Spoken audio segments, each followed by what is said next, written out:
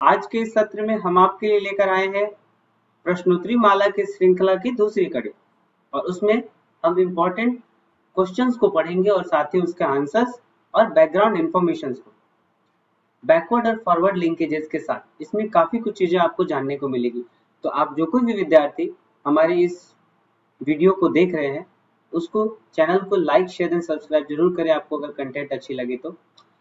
SSC, bank, CUET इन exams की तैयारी करने वाले लोगों के लिए ये हमारी ये श्रृंखला काफी महत्वपूर्ण होने वाली है। तो आइए शुरू करते हैं। सबसे पहला प्रश्न है दोस्तों आपके स्क्रीन पर।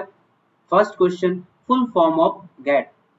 GATT जो गैट है इसका फुल फॉर्म है general agreement on tariff and trade. ये वर्ल्ड ट्रेड ऑर्गेनाइजेशन के पहले वर्ल्ड ट्रेड ऑर्गेनाइजेशन जिसकी स्थापना वर्ष 1995 में हुई 1995 में, उससे पहले वर्ल्ड ट्रेड को रेगुलेट करने वाली जो बड़ी बॉडी थी वर्ल्ड लेवल पे वो थी गैट और गैट के नियमों के अनुसार ही वर्ल्ड ट्रेड रेगुलेट होता था। हमारा दूसरा प्रश्न है, प्रश्न इंग्लिश में दिया हुआ है, मैं इसको हिंदी और इंग्लिश दोनों में बताने का प्रयास करूंगा कि who was known as the father of Indian renaissance. भारतीय पुनर्जागरण के पिता कौन कहे जाते हैं? भारतीय पुनर्जागरण के पिता के रूप में जाने जाते हैं राजा राम मोहन राय जी।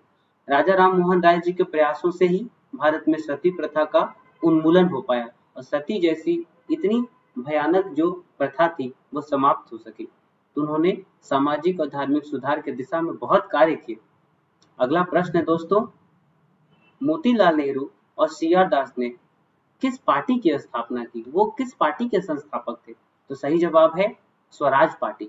इन्होंने कांग्रेस से थोड़ा अलग रहते हुए और असेंबली के सेंट्रल लेजिस्लेटिव असेंबली में काम करते हुए अंग्रेजों को अंदर से खोखला करने के लिए भारतीय विचारों को रखने के लिए एक अलग सेपरेट पार्टी बनाई जिसका नाम था स्वराज पार्टी। पांचवा प्रश्न है दोस्तों, who won Nobel prize for bringing green revolution for the first time.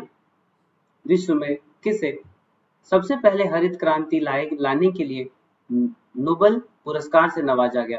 तो उनका नाम है नॉर्मन बोरलॉग। उनके प्रयासों से ही हाई यील्डिंग वैरायटी की सीड्स डेवलप करने में मदद आ पाई और वैज्ञानिक विधि से खेती करते हुए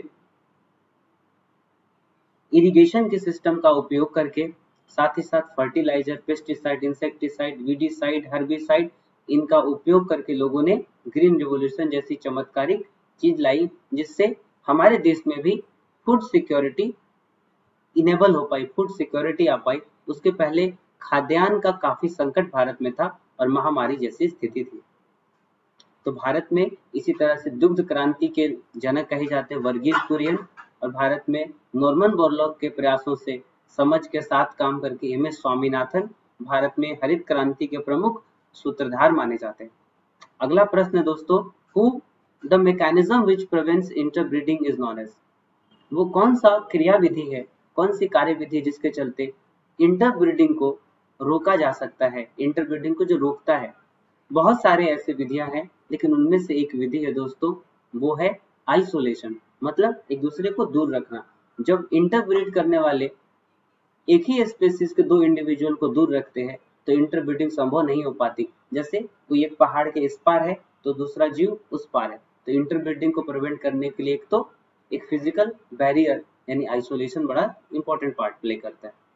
अगला प्रश्न है सातवां, इकोनॉमिक सर्वे भारत में किसके द्वारा प्रकाशित की जाती है?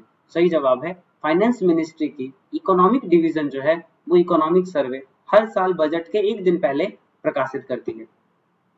अगला प्रश्न है, first women in Indian history, first women ruler Bharat में वो कौन सी पहली महिला शासिका थी?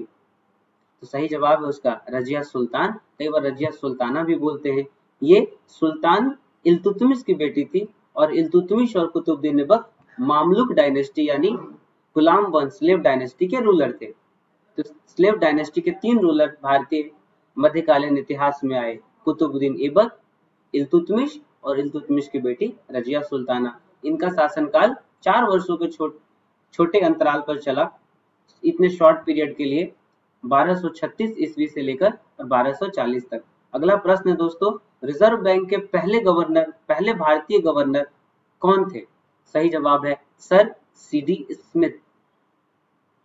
और अगला क्वेश्चन है कि खिलाफत आंदोलन विश्व के किस दूसरे देश के साथ जुड़ा था? तो सही जवाब है तुर्की।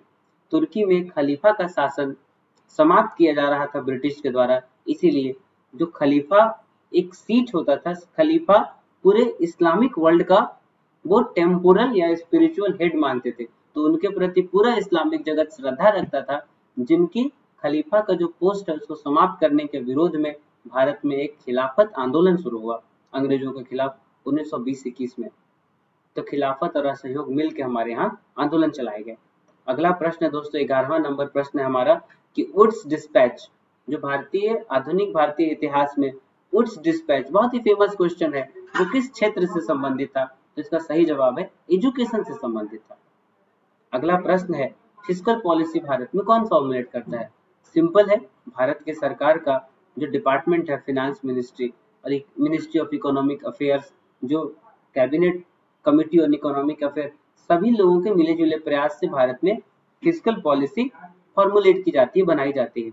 अगला क्वेश्चन है दोस्तों कि माउंटेन की स्टडी को क्या कहते हैं? माउंटेन की स्टडी को ओरोलॉजी कहा जाता है। आशा करता हूं कि आप सभी को ये क्लास अच्छी लगी हो और आप चैनल के अगर रेगुलर व्यूअर हैं तो चैनल को लाइक शेयर एंड सब्सक्राइब जरूर